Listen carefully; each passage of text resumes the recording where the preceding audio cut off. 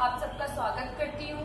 जिस तरीके से आपको पहले भी हमारे YouTube पर बहुत बेस्ट से बेस्ट YouTube लेक्चर्स मिलते रहे, वीडियो लेक्चर्स, उसी तरह आज भी मैं एक ऐसे टॉपिक के बारे में डिस्कस कर रही हूँ आपसे जो यूपीएससी मेंस, पीएससी मेंस और संविदा के लिए बहुत इंपॉर्टेंट है। उससे पहले आप YouTube पे हमें सब्सक्राइब करना ना भूलें।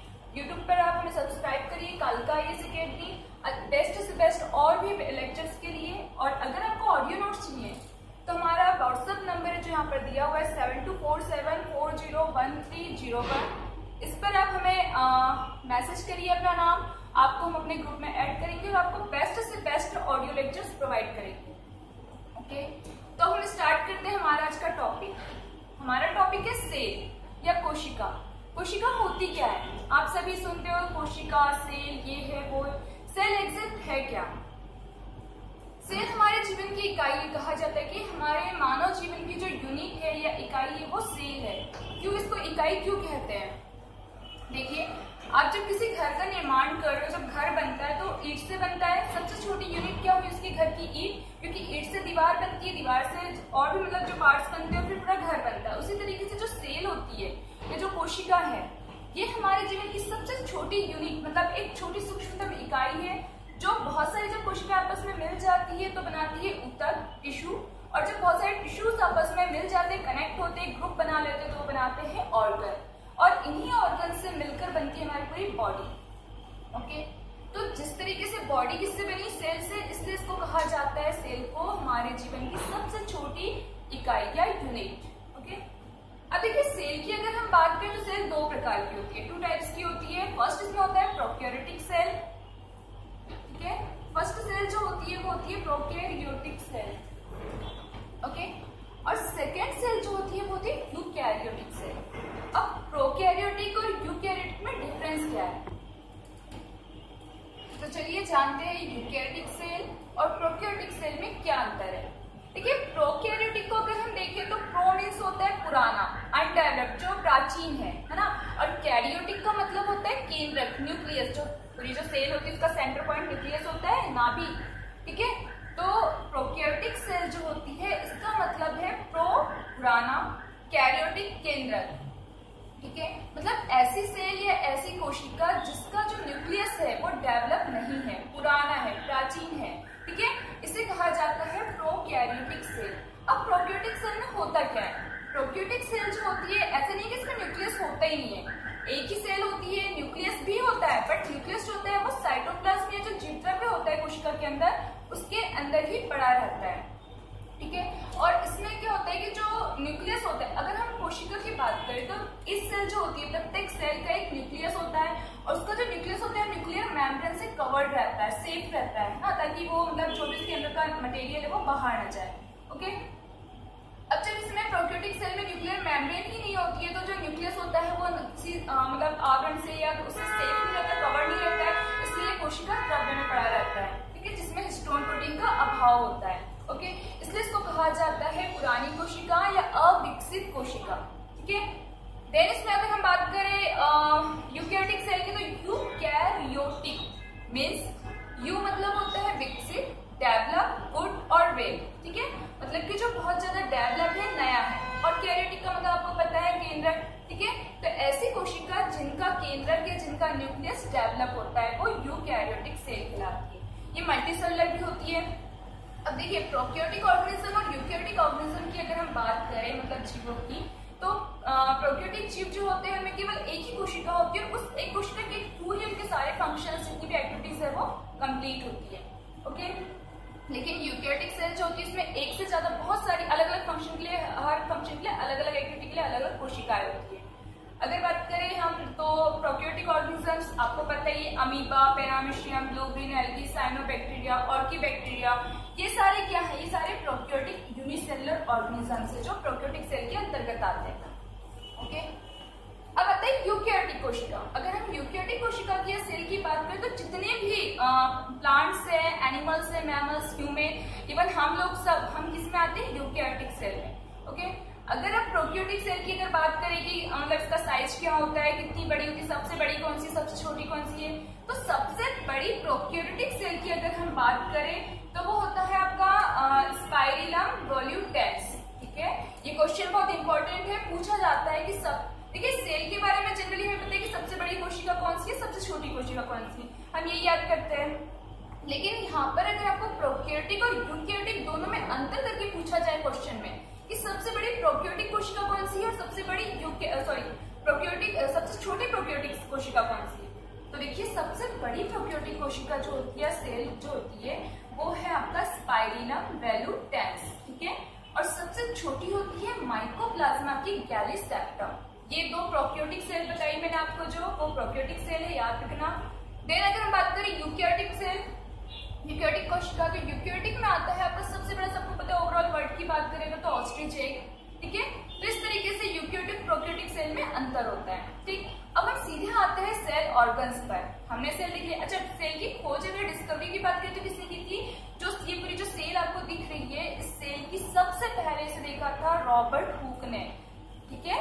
रॉबर्ट हुक नामक जो साइंटिस्ट थे, इन्होंने सबसे पहले कोशिका की खोज की थी कार्क के टुकड़े में, ठीक है। एक कार्क नामक उन्होंने वो देखा था, उसको माइक्रोस्कोप में जब उन्होंने ऑब्जर्व किया तो उन्हें कुछ संरचनाएं दिखाई दी, कुछ रेशे दिखाई दिए, जिसको उन्होंने कहा कोशिका, ओके। इसके बाद फिर आए थे श्लाइडेन और श्वान, इन्होंने कोशिका सिद्धांत दिया था, सेल थ्योरी, जिसमें उन्होंने कुछ पॉइंट्स दिए थे अपने। अब सेल थ्योरी के जो पॉइंट्स है वो ये है कि फर्स्ट अगर हम इसकी बात करें तो सेल या कोशिका जो होती है मानव जीवन की इकाई है ना। देन इन्होंने सेकंड बोला था कि जितनी भी कोशिकाएं हमारी, अच्छा हमारी बॉडी में लगभग कितनी कोशिकाएं, आपको क्या लगता है कितनी होनी चाहिए? हमारी जो पूरी बॉडी है इसमें लगभग एक अनुमान जो लगाया गया है साइंटिस्ट द्वारा, वो है 5000 अरब कोशिकाएं। तो हमारी पूरी जो बॉडी दिख रही है ना, इसमें पूरी की पूरी लगभग अप्रोक्सीमेट है, ये कोई फिक्स वैल्यू नहीं है, लगभग 5000 अरब कोशिकाएं हमारे शरीर में पाई जाती है, ठीक है। तो इसका सिद्धांत ये था, सेकंड पॉइंट सिद्धांत की हम जो बात कर रहे थे कि प्रत्येक कोशिका या हर सेल जो होती है वो खुद सेल्फ डिपेंड होती है, स्वाधीन होती है, किसी दूसरी कोशिका पर डिपेंड नहीं रहती कि किसी एक्टिविटी के लिए किसी दूसरी कोशिका पर डिपेंड है।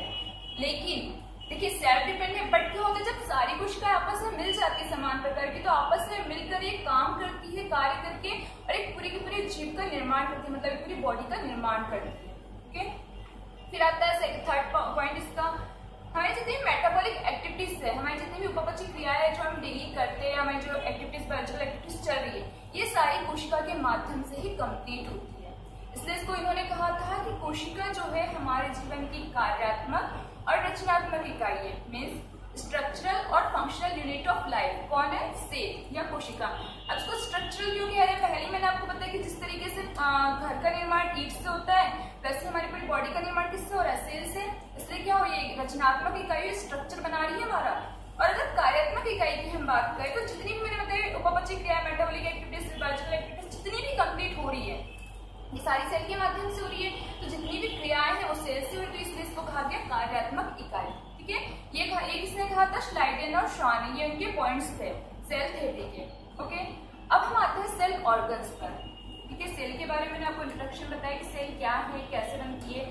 अब इसके ऑर्गन्स, तो जो हर सेल जो होती है उसमें अपने अपने ऑर्गन्स होते हैं, जो ये दिख रहे हैं आपको, ये सारे बने हुए सारे सेल ऑर्गन्स है। कि कौन कौन से ऑर्गन मीन्स अंग, कौन कौन से अंग हमारी कोशिका के पाए जाते हैं, ओके। इसमें सबसे पहले हम बात करते हैं प्रोटोप्लाज्म। ये जो दिख रहा है ना आपको, ये सेल में ये इस तरीके से यहाँ पे लिखा हुआ भी है प्रोटोप्लाज्म, ये जीव द्रव्य है ना। प्रोटोप्लाज्म में जो इस तरीके की संरचनाएं दिख रही है, ये प्रोटोप्लाज्म में जो पूरी की पूरी सेल में बिखरा रहता है, ये प्रोटोप्लाज्म। ये एक साइड जो आपको दिख रहा है आपकी एनिमल सेल है, और इस साइड की जो है प्लांट सेल है, ठीक है। अब देखिए प्लांट अलग होते हैं, एनिमल्स अलग होते हैं, है ना। मतलब प्लांट्स जितने पेड़ पौधे जो भी आप दिख रहे हो, इनकी सेल अलग होती है, और एनिमल्स मतलब जीवधारी जो होते हैं, इनकी सेल अलग होती है, ठीक है। तो मैंने दोनों सेल के आपको यहाँ पर स्ट्रक्चर बनाए हुए हैं। सबसे पहले बात करते हैं जीव द्रव्य की या प्रोटोप्लाज्म। प्रोटोप्लाज्म होता क्या है? प्रोटोप्लाज्म एक ऐसा पदार्थ होता है, एक कणनुमा पदार्थ होता है जो पूरी की पूरी सेल में बिखरा रहता है। ये देखिए यहाँ पर ये बिखरा हुआ एक ऐसे पूरी सेल में बिखरा रहता है, इसको कहते हैं जीव द्रव्य, ठीक है। जीव द्रव्य। अब जीव द्रव्य से भी क्वेश्चन आते हैं। सबसे पहले इससे क्वेश्चन बनते हैं कि जीव द्रव्य की खोज किसने की, ठीक है। तो जीव द्रव्य की खोज का पहले तो इसको सारकोट कहा गया था, गुजार्डिक नामक एक साइंटिस्ट है, उन्होंने कहा था। लेकिन इतना नहीं आता है आपके लिए मेन है कि इसका नामकरण किसने किया था, जीव द्रव्य किसने बोला था इसे।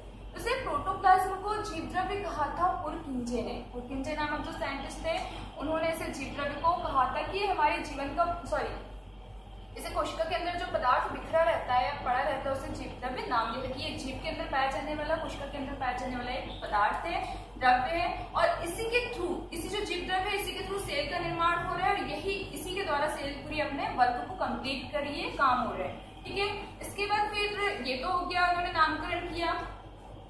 फिर आप क्या है, थॉमस हक्सले, एक और साइंटिस्ट है थॉमस हक्सले। थॉमस हक्सले ने इसे कहा था जीवन का भौतिक आधार। ये भी बहुत इंपॉर्टेंट क्वेश्चन है, आता है कि जीवन का भौतिक, हमारे जीवन का भौतिक आधार क्या है, मानव जीवन का भौतिक आधार। तो फिजिकल बेसिस ऑफ लाइफ इसे कहा जाता है प्रोटोप्लाज्म को। क्यों? क्योंकि जितनी भी अब कोशिका, मैंने अभी बताया कोशिका अगर फंक्शन करे तो किसके माध्यम से, जीव द्रव्य के माध्यम से, प्रोटोप्लाज्म की ये है, तभी तो वो अपना वर्क कंप्लीट कर पा रही है। ठीक है, तो अब ये कह रहे हैं कि एक सेल, एक छोटी सी सेल पूरे मानव जीवन को चला रही है, उसकी रचना भी कर रही है, कार्य भी कर रही है, सब कुछ कर रही है, तो उसको भी तो किसी चीज की जरूरत है, उसके लिए भी तो कोई बेस चाहिए उसे भी अपना, तो उसका बेस होता है प्रोटोप्लाज्म। ओके, अब ये याद रखना कि प्रोटोप्लाज्म को जीवन का भौतिक आधार या फिजिकल बेसिस ऑफ लाइफ किसने कहा? इसने कहा था थॉमस हक्सले। ओके, देन इसमें नेक्स्ट अगर हम जीव द्रव्य की बात करें, अगर इससे क्वेश्चन और भी है, इसका केमिकल कंपोजिशन कैसा होता है, भौतिक स्वरूप क्या होता है, इसका फिजिकल स्ट्रक्चर, तो इसमें सबसे पहले अगर देखें तो जीव द्रव्य जो होता है वो केमिकल पदार्थों से मिलकर बना होता है और ऑर्गेनिक पदार्थों से, रासायनिक पदार्थों से मिलकर बना होता है। इसमें कार्बनिक भी होते हैं और अकार्बनिक भी होते हैं, मतलब ऑर्गेनिक और इनऑर्गेनिक दोनों होते हैं। ओके, अब अगर हम बात करें ऑर्गेनिक पदार्थ की, तो इसमें कार्बोहाइड्रेट, प्रोटीन, विटामिन जो भी हम खा, अब पूरी की पूरी हमारी सेल अगर बॉडी के अंदर है तो उसको पदार्थ कहाँ से मिल रहा है, हम जो खाना खा रहे हैं उसी के थ्रू मिल रहा है, तो कार्बोहाइड्रेट, प्रोटीन, विटामिन ये सब होता है। इसके अलावा जो मेन है, जहाँ से क्वेश्चन आते हैं कि जीव द्रव्य लगभग 30 प्रकार के तत्वों से मिलकर बना होता है। ओके, जिसमें 4 मेन होते हैं, ये मैं आपको बता दूं। तत्व तो अगर पीरियोडिक टेबल की बात करें तो बहुत सारे तत्व है, लेकिन जीव द्रव्य जो होता है, प्रोटोप्लाज्म जो है, इसका जो निर्माण हो रहा है वो 4 प्रकार के तत्वों से मिलकर बना होता है। फर्स्ट कार्बन, हाइड्रोजन, ऑक्सीजन और नाइट्रोजन, ये 4 मेन होते हैं, क्योंकि जीव द्रव्य पूरे के पूरे प्रोटोप्लाज्म का मैक्सिमम पार्ट जो है वो इन 4 तत्वों से बना होता है, जिसमें कार्बन होता है आपका 20%, हाइड्रोजन होता है 10%, ऑक्सीजन होता है 62% और नाइट्रोजन होता है 3 to 8%। ठीक है, तो अगर इसको देखा जाए तो लगभग 95% इन 4 तत्वों का ही बना होता है जीव द्रव्य का। बाकी का जो बचता है मिनरल्स, आपका आयोडीन, सोडियम, कैल्शियम, पोटेशियम, जितने भी मिनरल्स वगैरह उनसे बन जाते हैं, और कार्बनिक पदार्थ जैसे आपका कार्बोहाइड्रेट, प्रोटीन वगैरह से। ओके, ये हो गया। इसके बाद अगर हम इसका फिजिकल स्ट्रक्चर देखें जीव द्रव्य का, तो अलग अलग साइंटिस्ट ने अपने अलग अलग मत दिए, थ्योरीज दी है इसके लिए। फर्स्ट अगर हम देखें तो इसमें 3 थ्योरी दी गई है इसके भौतिक स्वरूप को बताने के लिए। पहला है ग्रैनुलर थ्योरी, या इसको कहते हैं कणिकामय सिद्धांत। ग्रैनुलर थ्योरी दी थी ऑल्टमैन ने। ऑल्टमैन का नाम आपको पता ही होगा क्योंकि इनका नाम कहीं और भी जुड़ा हुआ है। अगर इस सेल में बात करें तो माइटोकॉन्ड्रिया जो आपको दिख रहा है, इस माइटोकॉन्ड्रिया का से भी किसका नाम जुड़ा हुआ है, ऑल्टमैन ने, क्योंकि इन्होंने इसकी खोज की थी, नाम दिया था माइटोकॉन्ड्रिया।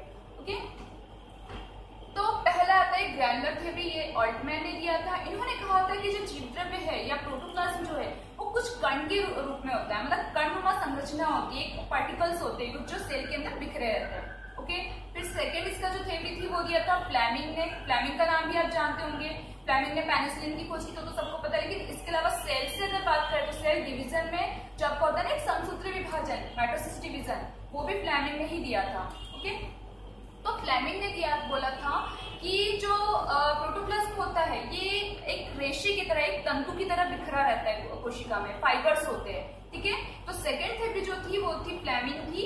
इन्होंने कहा था कि जो प्रोटोप्लाज्म है वो कोशिका के अंदर कुछ फाइबर्स होते हैं या तंतुनुमा संरचना होती है। ठीक है, इस थ्योरी को नाम दिया गया फाइब्रिलर थ्योरी या तंतुमय सिद्धांत। फिर हम थर्ड थ्योरी की बात करते हैं। थर्ड थ्योरी थी हमारी रेक्टिकुलर थ्योरी। ठीक है, रेक्टिकुलर थ्योरी मीन्स जालिका मत सिद्धांत। अब देखिए, इन्होंने कण कहा और फ्लेमिंग ने इसको रेशा कहा। फिर जो एक और जो साइंटिस्ट आए थे कार्नाय, इन्होंने कार्नाय ने कहा कि जो प्रोटोप्लाज्म होता है वो एक जाल के रूप में पड़ा रहता है, पूरी कोशिका के अंदर बिखरा रहता है, जालिका नुमा संरचना होती है। दिख रहा है आपको, ये इसको आप कह सकते हो जाल है। ठीक है, तो ये 3 इसका थ्योरी दी गई थी और ये हुआ आपका जीव द्रव्य का भौतिक स्वरूप और उसका रासायनिक स्वरूप। ये जीव द्रव्य कोशिका का एक मुख्य पार्ट है। ओके, अब इसमें जीव द्रव्य में आपको ये भी बता दूं कि ये 2 प्रकार का होता है, एक तो साइटोप्लाज्म और एक न्यूक्लियोप्लाज्म। यहाँ पर आपको कहीं दिख भी रहा होगा, मैंने साइटोप्लाज्म लिखा होगा और एक जगह मैंने लिखा हुआ है न्यूक्लियोप्लाज्म। ओके, तो साइटोप्लाज्म क्या होता है? साइटोप्लाज्म, न्यूक्लियोप्लाज्म दोनों प्रोटोप्लाज्म के ही टाइप्स हैं। हिंदी में अगर मैं इसको बताऊं, जीव द्रव्य दो प्रकार के होते हैं, कोशिका द्रव्य और केंद्रक द्रव्य। ओके, अब आप यहाँ से समझ सकते हो, ये आपको दिख रही है, जो दिख रही है लेयर, ये सेल मेम्ब्रेन होती है। सेल मेम्ब्रेन और ये न्यूक्लियर मेम्ब्रेन, इन दोनों के बीच का जो पार्ट है, मतलब ये जो जीवद्रव्य कोशिका, जीवद्रव्य कोशिका के अंदर भरा हुआ है केवल, ये कहलाता है कोशिका द्रव्य। ओके, और ऐसा जीवद्रव्य जो केंद्रक के अंदर भरा होता है वो कहलाता है केंद्रक द्रव्य। ठीक है, तो हमारा जीवद्रव्य कंप्लीट हुआ। फिर हमारा नेक्स्ट जो ऑर्गन आता है सेल का, वो है कोशिका भित्ति या सेल वॉल। ये आपको दिख रहा है यहाँ पे सेल वॉल, कोशिका भित्ति। ठीक है, ये लिखा हुआ है। तो सेल वॉल या कोशिका भित्ति क्या होती है? देखिए, यहाँ पे मैंने आपको पहले भी बताया कि दो सेल है, एक प्लांट सेल और एक एनिमल सेल। तो कोशिका भित्ति जो होती है वो केवल प्लांट सेल में ही पाई जाती है। याद रखना, सेल वॉल या कोशिका भित्ति एक ऐसा अंग है जो केवल प्लांट सेल्स का होता है, पौधों में होता है, प्राणियों में या एनिमल्स में ये नहीं होता, एब्सेंट होता है। ओके, अब कोशिका भित्ति जो होती है, दिख रहा है आउटर लेयर जो दिख रही है, ये पूरी कोशिका भित्ति की है, 3 लेयर में डिवाइड होती है, मतलब 3 परतों से बनी होती है। एक इसकी प्राइमरी लेयर कहलाती है प्राइमरी सेल वॉल, फिर कहलाती है सेकेंडरी सेल वॉल, और फिर इसका जो बीच वाला पोर्शन होता है सीमेंट का काम करता है। कि देखिए, प्राइमरी और सेकेंडरी है, उन दोनों को जोड़ने का काम करता है आपका मिडिल लेयर जो होती है, इसको कहा जाता है मिडिल लेमेला। ठीक है, मिडिल लेमेला कहा जाता है। और देखिए, यहाँ पर भी क्वेश्चन आता है, बहुत कॉमन सा क्वेश्चन है, सभी को पता हो कि पौधों की कोशिका भित्ति किसकी बनी होती है। भित्ति मीन्स होता है दीवार, एक दीवार का काम करती है। ठीक है, सबसे आउटर स्ट्रक्चर, बाहरी परत होती है पौधे की कोशिका की। ठीक है, तो सेल वॉल जो होती है पौधों की, वो सेलुलोज की बनी होती है। ओके, अब देखिए सेलुलोज में, लेकिन यहाँ पर भी कुछ है इंपॉर्टेंट, मैंने कहा 3 लेयर में डिवाइड रहती है सेल वॉल। ठीक है, तो इसकी प्राइमरी और सेकेंडरी जो सेल वॉल होती है, ये दोनों किसकी बनी होती है? सेलुलोज की। उसका जो बीच वाला पोर्शन होता है, मध्य परत जो होती है, इसको मिडिल लेमेला कहते हैं, ये कैल्शियम पैक्टेट की बनी होती है। ये याद रखना है, क्वेश्चन बनता है यहाँ पर कि कोशिका, अब देखिए क्वेश्चन अगर आ रहा है कि कोशिका भित्ति किसकी बनी होती है पौधों की, तो आप सीधा लगा देते हो सेलुलोज। लेकिन अगर क्वेश्चन में ये पूछा है कि पौधों की कोशिका भित्ति की मध्य परत किसकी बनी होती है, मिडिल लेमेला किसका बना होता है, तो ये याद रखना कैल्शियम पैक्टेट का बना होता है। ओके, अब आते हैं कोशिका भित्ति का काम क्या है, क्या काम करती है पौधों में। कोशिका भित्ति का फंक्शन ये है कि ये जो पूरा का पूरा जो प्लांट होता है उसको आकृति प्रदान करती है, एक शेप देती है। ये हार्ड होती है, कठोर होती है, जिसकी वजह से प्रोटेक्शन का काम भी करती है, सुरक्षा प्रदान करती है। ठीक है, और साथ ही साथ क्या होता है कि ये भित्ति एक दीवार पे, जैसे हम लोग घर में रहते हैं, हमारी प्रोटेक्शन होती है हमारी दीवार से, सिर्फ वैसे ये यहाँ पर फंक्शन करती है। ओके, अब हम नेक्स्ट ऑर्गन देखते हैं प्लाज्मा मेम्ब्रेन। ये दिख रहा है आपको, यहाँ पे लिखा हुआ है प्लाज्मा मेम्ब्रेन, इसको कहते हैं प्लाज्मा झिल्ली, इसका हिंदी नाम है प्लाज्मा झिल्ली। ओके, क्या होती है प्लाज्मा झिल्ली? अब देखिए, सेल वॉल तो क्या प्लांट सेल में होती है, लेकिन ऐसा नहीं कि प्लाज्मा झिल्ली केवल एनिमल सेल में होती है। प्लाज्मा झिल्ली सेल वॉल और प्लांट सेल और एनिमल सेल दोनों में पाई जाती है। ठीक है, यहाँ पर भी दिख रहा है, वहां पर भी आपको दिख रहा होगा, प्लाज्मा झिल्ली दोनों में प्रेजेंट होती है। अब देखिए, मैंने अभी बताया था कि सेल वॉल जो होती है हार्ड होती है, कठोर होती है, प्रोटेक्शन का काम करती है।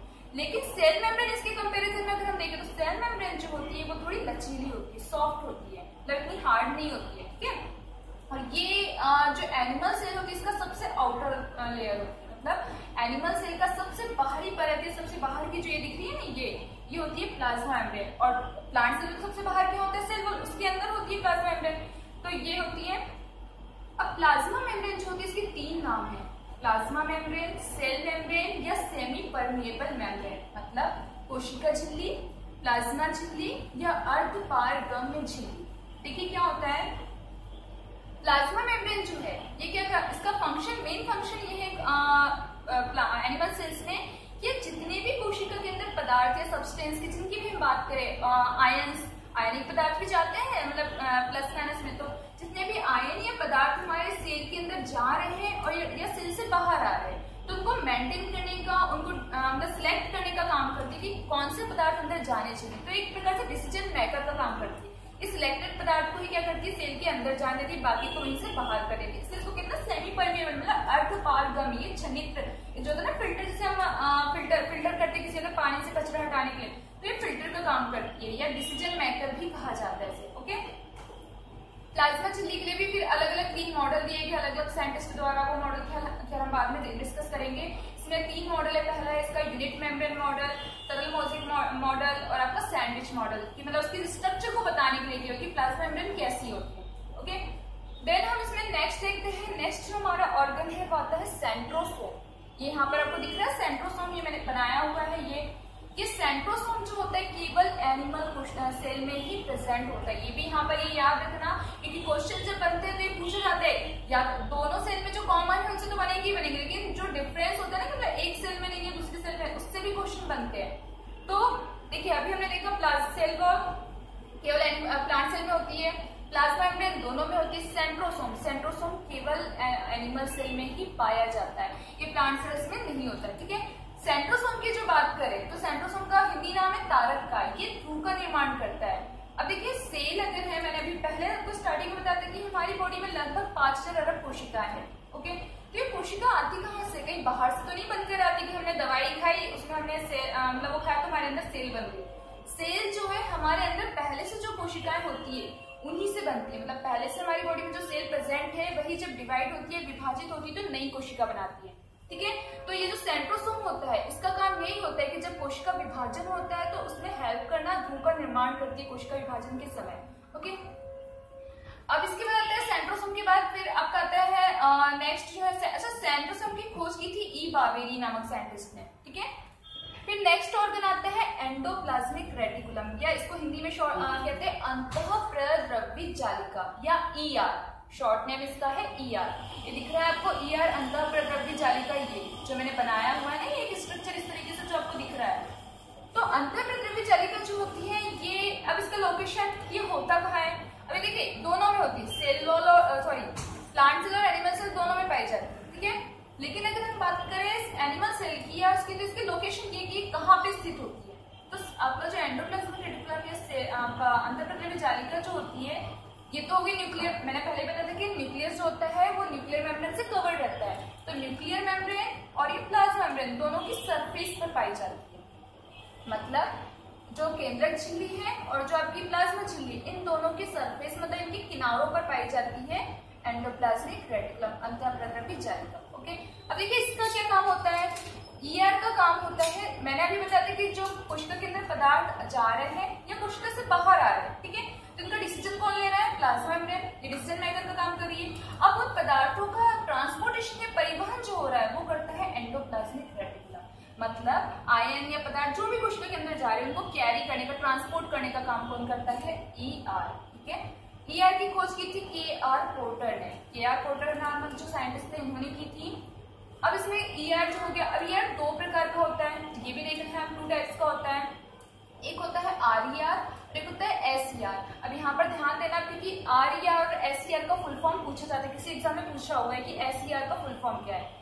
RER मतलब होता है रफ एंडोप्लाज्मिक रेटिकुलम, SER मतलब होता है स्मूथ एंडोप्लाज्मिक रेटिकुलम। मतलब देखिए एंडोप्लाज्मिक जो ER होता है 2 प्रकार का होता है। अब यहाँ पर एक चीज में और आपको आगे बताना चाहिए, राइबोसोम। तो ER राइबोसोम जो होते हैं इसको प्रोटीन की फैक्ट्री कहते हैं। ठीक है, ये सेल में या कोशिका द्रव्य में जो एंडोप्लाज्मिक रेटिकुलम है ना, इसी के ऊपर पाए जाते हैं, इसी की सरफेस पर या इसकी दीवार पर होते हैं। ठीक है, तो ऐसे एंडोप्लाज्मिक रेटिकुलम जिनकी दीवार पर या जिनकी सरफेस पर राइबोसोम अब्सेंट होते हैं या नहीं पाए जाते उन्हें स्मूथ कहते हैं, और जिन पर ये होंगे उनको रफ कहेंगे।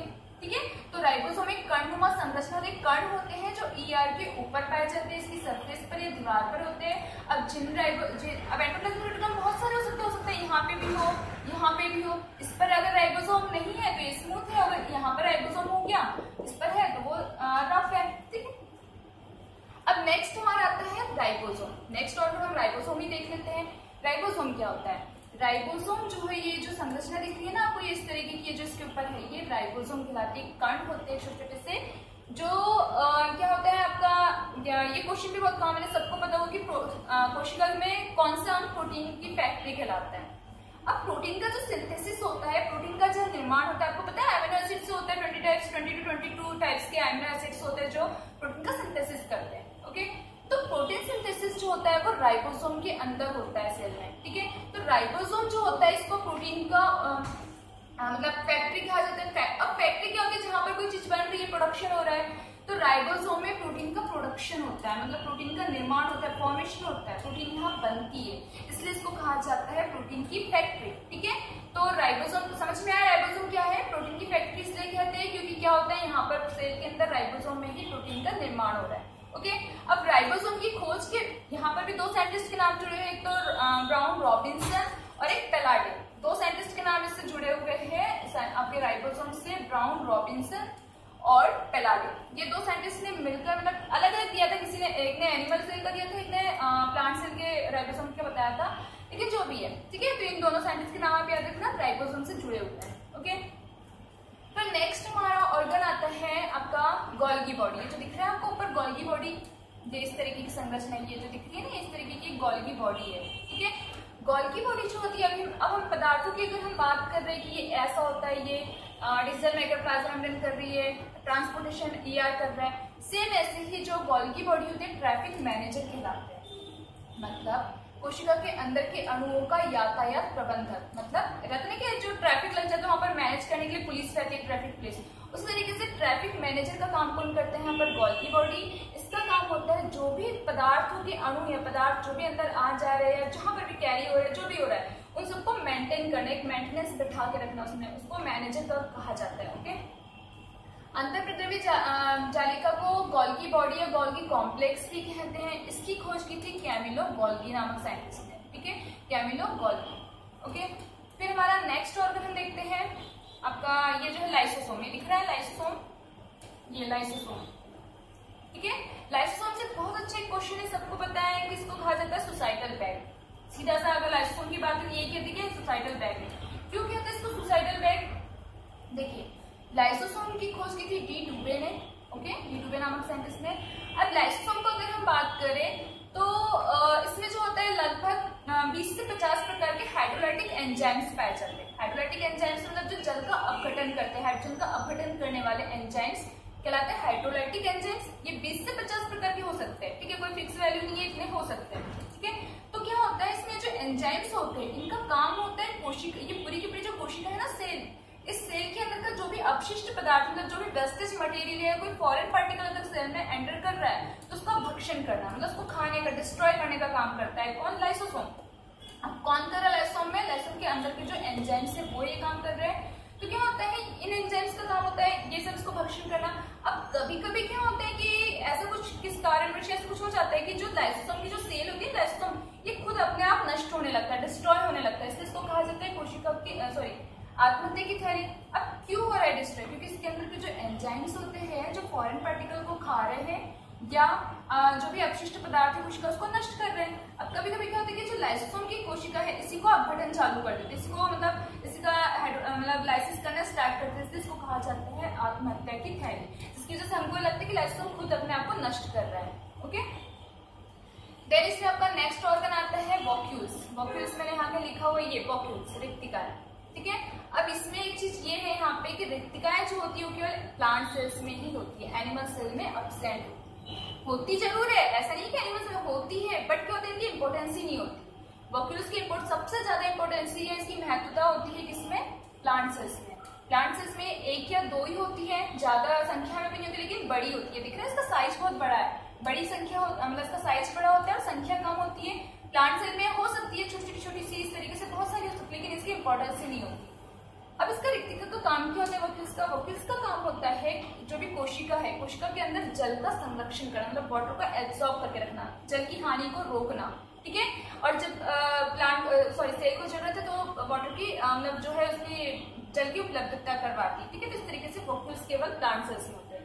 ओके, फिर नेक्स्ट सबसे मेन और इम्पोर्टेंट ऑर्गन आता है सेल का, न्यूक्लियस। सबसे मेन इसलिए इसको कहा जाता है क्योंकि अगर ये डेवलप है तब जाकर सेल पूरी कंप्लीट है, अगर ये डेवलप नहीं है तो सेल इनकम्प्लीट है। जैसे मैंने बताया था प्रोक्योटिक कोशिका में, तो ये होता है न्यूक्लियस। अब न्यूक्लियस की अगर हम बात करें तो न्यूक्लियस की खोज या केंद्र की खोज की थी रॉबर्ट ब्राउन ने। ठीक है, न्यूक्लियस या केंद्र की खोज की थी रॉबर्ट ब्राउन ने। ये कोशिका का सबसे इंपॉर्टेंट पार्ट होता है, मुख्य भाग होता है, ये सेंटर में होता है, और ये जो केंद्रक होता है ये भी 5 भागों से मिलकर बना होता है। अगर हम इसको देखें, फर्स्ट इसके बाहरी जो दिख रहा है ना इस तरीके से स्ट्रक्चर, उसमें भी दिख रहा है, वो न्यूक्लियर मेम्ब्रेन होती है जिससे ये सेफ रहता है। न्यूक्लियस जो होता है वो अंदर होता है, सेफ रहता है, और ये बाहर जो होती है न्यूक्लियर मेम्ब्रेन पाई जाती है, जो कि न्यूक्लियस को मतलब एक सहारा, प्रोटेक्शन जो भी कह ले आप, वो प्रदान करती है। इसके बाद आता है न्यूक्लियर मेम्ब्रेन के बाद सेकंड इसमें आता है न्यूक्लियोलस। सेकंड पॉइंट इसका न्यूक्लियोलस, ये केंद्रक के अंदर एक कणिका होती है जिसको कहा जाता है न्यूक्लियोलस। अब यहाँ पर भी क्वेश्चन आते हैं कि न्यूक्लियोलस की खोज किसने की? तो न्यूक्लियोलस की जो खोज है वो की थी आपका फोंटाना ने, और बोमेन और फोंटाना, ये दो साइंटिस्ट के नाम न्यूक्लियोलस के लिए जुड़े हुए, एक ने नामकरण किया था और एक ने खोज की, ठीक है, फोंटाना और आपका बोमेन, ठीक है। फिर हम बात करते हैं थर्ड, उसमें आता है न्यूक्लिक एसिड। न्यूक्लिक एसिड क्या होता है? अब डीएनए आरएनए सबने सुना है, ठीक है।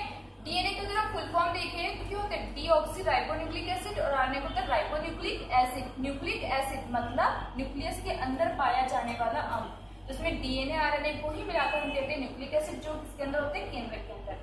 फिर इसमें थर्ड इसका जो नेक्स्ट आता है वो आपका क्रोमेटिन नेटवर्क। इस तरीके के आपने देखा होगा तो केंद्रक में ये अगर मैं केंद्रक बनाऊं तो ये इसकी होगी न्यूक्लियर मेम्ब्रेन, ये जो आउटर लेयर है ये इस तरीके से दोहरी छिद्री युक्त होती है न्यूक्लियर मेम्ब्रेन, सेंटर पॉइंट होता है न्यूक्लियोलस, और इसमें इस तरीके से क्रोमेटिन नेटवर्क होता है, मतलब क्रोमोसोम्स का जाल बिछड़ता है। क्रोमोसोम्स पता होंगे आपको क्या होते हैं, तो क्रोमोसोम्स से पहले वो क्रोमेटिन होते हैं, जो क्रोमेटिन नेटवर्क एक जाल के रूप में केंद्रक के अंदर बिखरे रहते हैं, ठीक है। तो ये हो गया आपका केंद्रक, ठीक। इस तरीके से हमने देखा कि सेल के अंदर कौन कौन से ऑर्गन्स है, ठीक है। माइटोकॉन्ड्रिया, ठीक है, ये सारे इसमें देखिए आपका प्लास्टिड्स भी होता है, लवक जो केवल प्लांट सेल्स में होता है, लवक आपने हरित लवक और ल्यूकोप्लास्ट के लिए 3 पार्ट में डिवाइड होता है। इसके फिर आपका एक आता है जो मैं यहाँ पे माइटोकॉन्ड्रिया बताना भूल गई। माइटोकॉन्ड्रिया की खोज की थी ऑल्टमैन ने और बेंडा ने, ठीक है। माइटोकॉन्ड्रिया को कोशिका का पावर हाउस कहा जाता है, क्योंकि यहाँ पर क्या होता है, जो भी फूड मटेरियल हम खा रहे हैं उसका ऑक्सीडेशन होता है, ऑक्सीडेशन की वजह जो एनर्जी रिलीज हो रही है, तो वही एनर्जी जो होती है माइटोकॉन्ड्रिया में स्टोर होकर रहती है, जिसकी वजह से हमें वहाँ एटीपी के रूप में यहाँ पर स्टोर हो जाती है, इसलिए इसको कहा जाता है कोशिका का पावर हाउस, ठीक है। तो देखिए अब ओके, तो देखिए जितने कम से कम समय में आपको पूरा सेल को समराइज कर सकती थी मैंने किया। अगर मैं इसको और ज्यादा डीप जाकर एक्सप्लेन करूँ तो टाइम बहुत ज्यादा चाहिए और फिर वो वीडियो भी बढ़ जाएगा, उसकी क्वालिटी अच्छी नहीं आएगी, ठीक है। तो इसलिए मैं यहाँ पे इसको क्लोज करती हूँ, ओके। तो अगर आपको ये अच्छा लगा हो या आपको मतलब समझ में आया हो तो आप हमें सब्सक्राइब करिए, और इससे आगे की और बेस्ट से बेस्ट वीडियो अपडेट के लिए, या आप चाहते हो कि आपको मिलते रहे, उसके अपडेट आपको मिलते रहे, तो मैं आपको यहाँ पर जो मैंने आपको स्टार्टिंग में भी बताया था कालका, इसको आपको सब्सक्राइब करना है। अगर आप यूट्यूब पर जाते हैं तो कालका KALAKA कालका IAS टाइप करिए और उसे सब्सक्राइब करिए। आपको इससे भी बेहतर बेस्ट टू बेस्ट आपको वीडियो लेक्चर्स प्रोवाइड होते रहेंगे, ओके, ठीक है। जो कि भोपाल में है, कालका IAS अकेडमी भोपाल MP नगर जोन 1 में है। आप हमें कॉल भी कर सकते हैं, हमारा व्हाट्सएप नंबर भी पर दिया हुआ है, ठीक है। तो अगर आपको ये वीडियो अच्छा लगा तो आप हमें सब्सक्राइब करें।